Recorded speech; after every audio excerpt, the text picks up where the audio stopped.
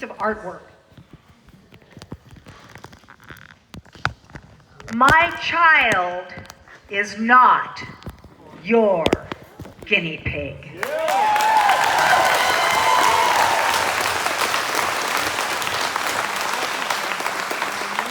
This represents so many issues, you guys. You're going to be hearing about them in a second. But we created this, and the more we got into the creative aspects of it, and then the mask issue came on board. And I said, we got to put a mask on it. And somebody suggested a needle. We thought that was going a little too far. We don't need all that. We don't need all that detail because we know exactly what we're talking about, don't we?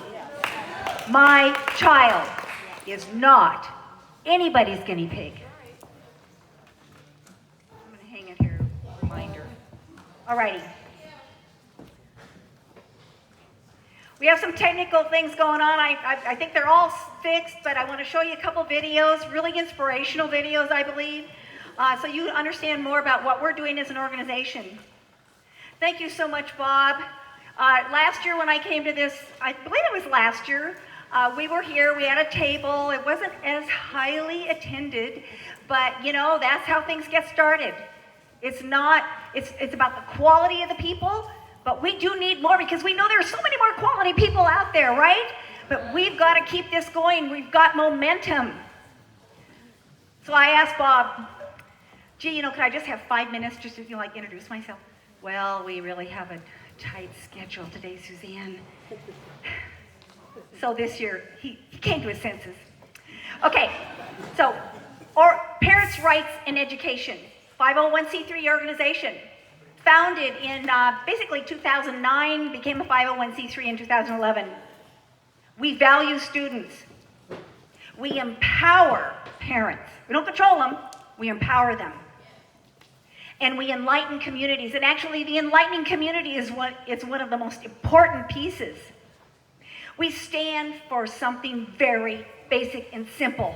And this is actually a right, although the public schools teach our kids that they have the right to safe sexual pleasure, which is not a right, by the way.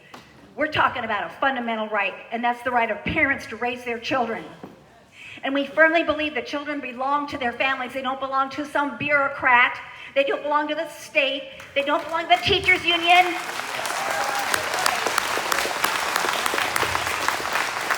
I love it. This is so much fun, you have no idea. And parents have the final say, don't they? They should have the final say. But they should have the first say. I'll get into that in a minute. Parents are frustrated. Well, sure they are. Because some curriculums are taught to their children. Very controversial curriculums. We say if it's controversial, it should be opt-in, not mandatory. They want to participate in their child's education. However, their views are not respected. And we know that. How many of you have been to a school board meeting? Testified. Yeah, I love it. Okay, we got to get more people to these school board meetings. I know they're going to do whatever they want anyway, but we need to let them know we're coming for you in 2 years. We're coming for you. You are out. Okay. It's really clear, isn't it? The term inclusive, you ever think about this? We need to be inclusive.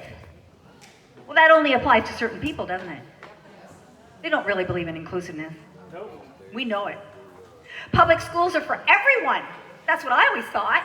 They're for everyone. And by law, all children in the United States of America have the right to a free K-12 public education. Not happening. There's a lot of stuff going on here. And this is the heart and soul of our nation. These are our children. They grow up in a short period of time and then they vote. I'll explain to you what's going on. So besides Oregon, we are now active in Alaska, Arizona, Illinois, Montana, Ohio, Texas, Utah, Washington, and Wisconsin. Why? Because of our name, Parents' Rights in Education. The first call I got was from Iowa. This mom whose daughter announced on her 18th birthday, senior year, in the counselor's office, she had decided, to transition from a beautiful woman to a man. How dare they? Somebody been talking to her. She wrote a 24-page letter to her mother announcing this. Dad wasn't even alerted. This is what they're doing. Within just a few months, she disowned her family completely. During the shutdown, I can't go through all the stories because I don't have enough time this morning, but they are vast. And Oregon is one of the worst. Okay, so during the shutdown, parents began to witness much, much more themselves because their kids are in the house and they're watching these Zoom calls. Middle school children were exposed to lessons about pain or pleasure during intercourse. What? Do you know how old a middle schooler is? 11? I mean, these kids, they don't even know how to make a toasted cheese sandwich. You gotta be kidding me. Oh, and how to recognize if their partner's in pain or having pleasure. Age 11. Okay, kindergartners are taught they can change their sex to be who they really are. Got a call from an Illinois mom the other day. Her son, kindergarten, mom was just shaking. She's beside herself, knowing, what am I going to do? What am I going to do?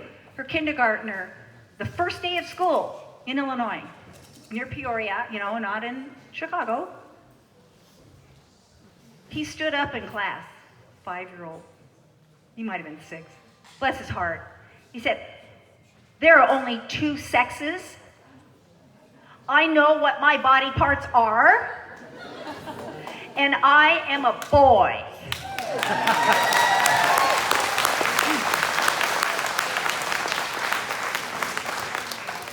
Gotta love that, but we don't want to send our children into those circumstances. They have to stand up in class. Oh, by the way, he was sent to the principal's office. Mom got a call. Come and get your child. It's bad. Grade school students are taught that they are oppressors and their friends are victims. Teachers attend social justice trainings and embrace the white privilege mantra. Social emotional learning exercises for 8-year-olds promote stereotyping themselves and each other. And this year, added issues tabs, anti-American ed, which encompasses critical race theory and Black Lives Matter, and social emotional learning. We focused on the link between summer riots in downtown Portland, right in our backyard. It's really great to be, say you're from Oregon these days. And K through 12 education. There's a direct connection. I'm going to give you a website. Advocates for Youth, offshoot of Planned Parenthood. They recruit and train protesters beginning at age 14 through age 24. That was a 24-year-old messing around with a 14-year-old. National Education Association masquerading as an employee union, and they are masquerading, aren't they? They're really not about, protecting their employees from lawsuits. That's a lie. It is actually a lie. They don't do that. But they are a political bully, and they threaten Oregon school boards if they adopt a proclamation establishing an understanding between school districts, their communities, and parents. Just a standard thing for a school board to say. We will work with parents. Who swoops in? The union. The NEA is the largest single donor of the Democrat Party. That pretty much says it all, doesn't it? That should come as no surprise to us. Because guess what? By law, Kate Brown is the superintendent of public instruction. Governor Brown appoints the deputy superintendent of public instruction. That's Colt Gill. The 7-member Oregon board, I'm talking about the State Board of Education, is also appointed by Kate Brown. Yep. I'd say this is a monopoly and an evil one. And on it goes. Oregon Education Association, an affiliate of NEA, is now partnered with Black Lives Matter at school. Black Lives Matter at school. And the Zen Education Project. Marxism. In an official business item, number 39, passed at the NEA convention this last July, they are declaring, okay, remember this, October 14th, George Floyd's birthday. Okay, they're calling this a national day of action to teach lessons about structural racism and oppression. Whoa, wait a minute. What if their school districts don't want them doing that? Oh, they don't care. They're going to do it anyway. They're calling for a national rebellion.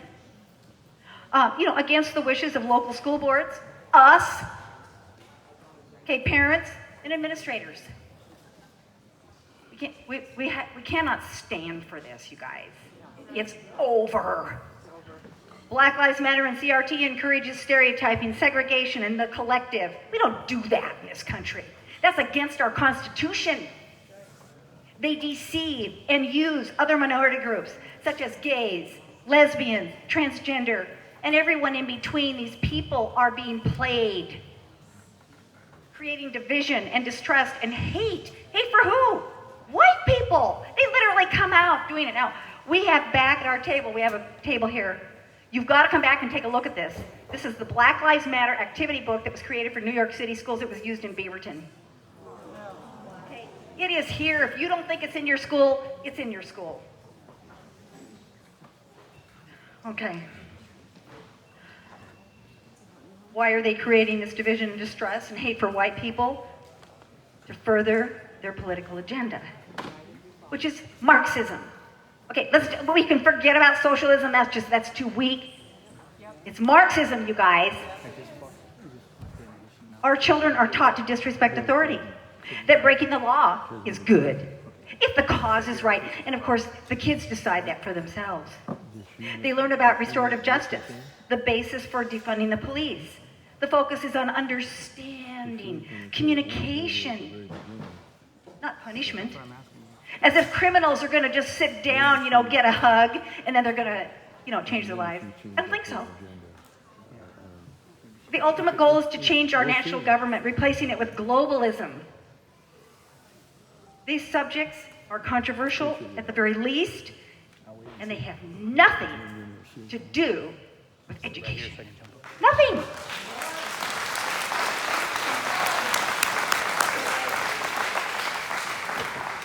There has been a coordinated effort to turn children against their parents, something you have to understand this, you guys. CSE, or Comprehensive Sexuality Education, starting in kindergarten. It's all to turn kids away from their parents, not listen to them. Well, they don't know anything. They're just not with it. You can come to us with your problems and your questions. Come to me. I'm your teacher. I'm your counselor. And now, an all-out assault. And this is where we say enough's enough. To turn our children, the future of our country, against our country? That's BLM CRT. You don't need to know all the details. That is what it is. And we should be furious, absolutely furious, you guys. I wonder, what am I doing? Wait, my husband Jack and I, we've been married over 50 years. We have 3 grown children.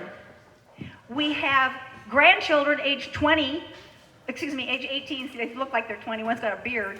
Anyway, they're grown up. They're adults now. Our youngest are age 7, we have 8 grandchildren. They all live in Oregon. That's what keeps me going. We all have a stake in this. Thank you for being here today. Okay. Thank you. Could you call it treason? Yes. I could. Yes. I could. Yeah, it's treason. Okay, so I want to show you a couple of videos, and then I'm off the stage. He's giving me 5 minutes. I think I can make it. I really can make it. Okay, Mark Levin wrote The American Marxist with his strategy in mind, and I watched him. Anybody see Mark Levin last Sunday? Okay, I love him. I'm afraid he's going to have a heart attack on the radio or something, but he is awesome. Okay. So I might have a heart attack trying to find this, but I think I can do it. Okay, wait. Okay, Dawn, thank you. I need Mark Levin. Okay. There he is. Okay, this is just a clip. You got to turn it on here. Let's take a look at our public schools. We own these schools. They're called public schools, they're government schools. We pay the salaries, we pay the medical care, the pensions. We pay the dues, ultimately, for the unions.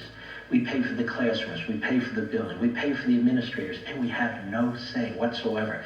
We're not even sure what's going on in these classrooms, and they won't tell us.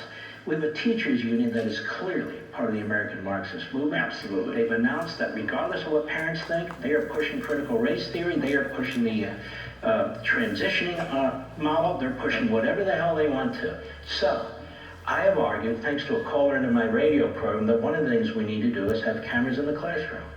Cameras in the class, we had cameras in the classroom all through the virus. That's how people saw what was going on and were shocked. If cops wear cameras, we have cameras on cop cars. If many courtrooms in the country have cameras, then why should we have them in the classroom? We pay for them. We pay for our it. kids. We own it. Then the unions will fight it, but the hell with the unions. What else should we do? Do we know what's in the teachers' contracts? No. Well, why don't we? We need to FOIA that information. Do we know how teachers are hired? No. Well, why don't we? Do we know how teachers get promotions? No. Why don't we? Do we know how textbooks are chosen and put in our classroom? How seminars take place? What kind of training our teachers get? I'm saying it's time for us to put them on their heels, use the Freedom of Information Act, use these legal groups across the country or a local litigator. Let's get in there, let's find out what's going on, let's push back against the union. And what about these unions, the NAA and the AFT? When I was president of Landmark Legal Foundation, we filed complaints, IRS complaints, against the NAA, because the NAA is nothing but a political institution and an appendage of the Democratic Party that's pushing all these American Marxist movements. Well, let's challenge them. Let's challenge their tax status. They're not doing what they say they do. We can take quotes from Randy Weingart, who heads the AFT. We can go on the website of the National Education Association, use their words and make these filings. You can do this from your desk. I'm saying everybody Show people how to do it. And I give the links, I explain how to do it. I just don't say go do it. And that's the goal. That's the last chapter, the action chapter, as my wife Julie calls it, the pushback chapter. Okay, that's the pushback. So, okay, Dawn.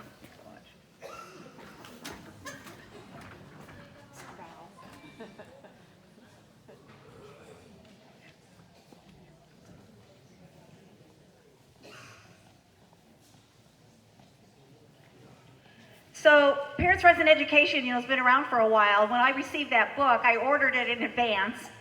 And I get the book, and I go right to the last chapter because I want to know what are the action items. Everybody says he's got all these great action items. And I'm reading through it. It's about 5 pages. Just 5 pages in a not too large book. Oh, no, I did. Oh. What did? Okay, it's under chapter.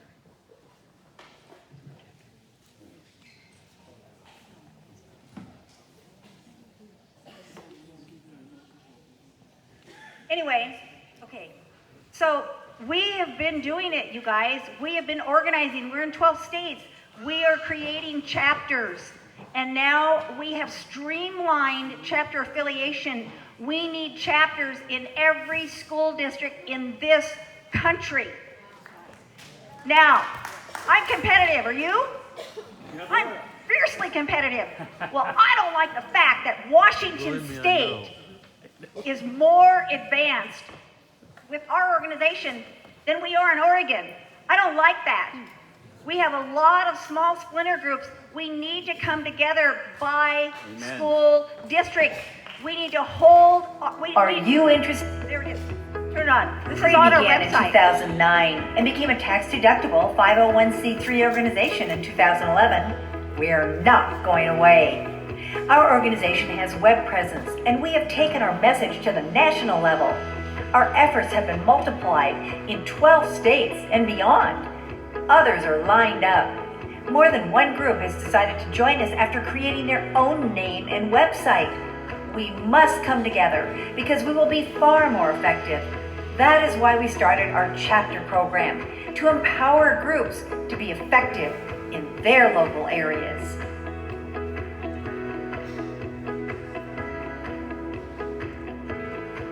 Chapter members join PRE because we cover the marketing and organizational pieces they simply do not have time for. Chapter affiliation gives you access to branding, information, swag, people who inquire about joining, fundraising, and marketing materials. You will now have all the branding and recognition you need to grow your group, including banners and brochures. We set you up with a state website on our website. You are immediately part of something big. When you join Parents' Rights in Education, you gain instant credibility.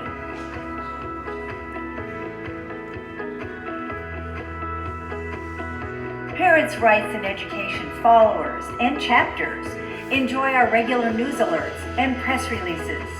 Your chapter will have a Facebook group connected to our page. We put on annual events featuring national speakers. The 2021 Safe School Summit videos are available on our website. Don't have time to read? Suzanne Gallagher produces a bi-weekly podcast, making it easier for you to get up to speed with the issues.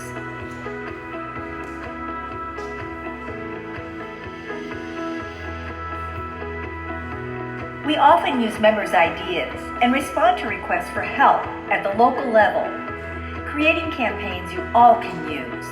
For example, brochures and handouts translated into Spanish, branding, promoting policies such as opt-in instead of opt-out of controversial curriculums, the Parents' Rights in Education Proclamation for school boards proclaiming their desire to work with parents when adopting policies.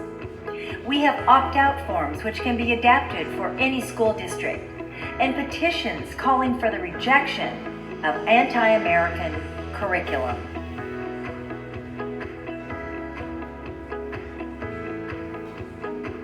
Defending parents' rights is our mission. We focus on mentoring and electing conservatives to school board, providing them with good policy, solid advice, and issue information. We also encourage parents to use our connections to challenge the system on a legal level.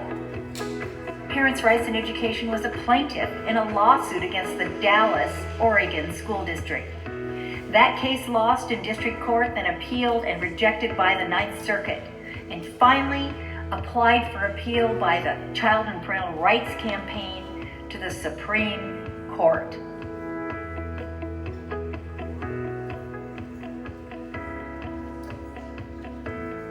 Hey, this is simple. All you need to do is fill out, sign, and return the pre-chapter application agreement.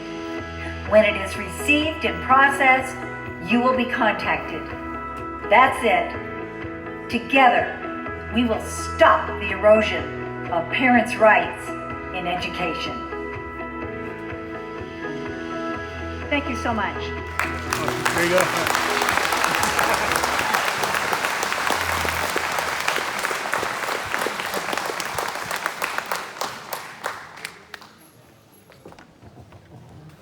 Thank you, Suzanne.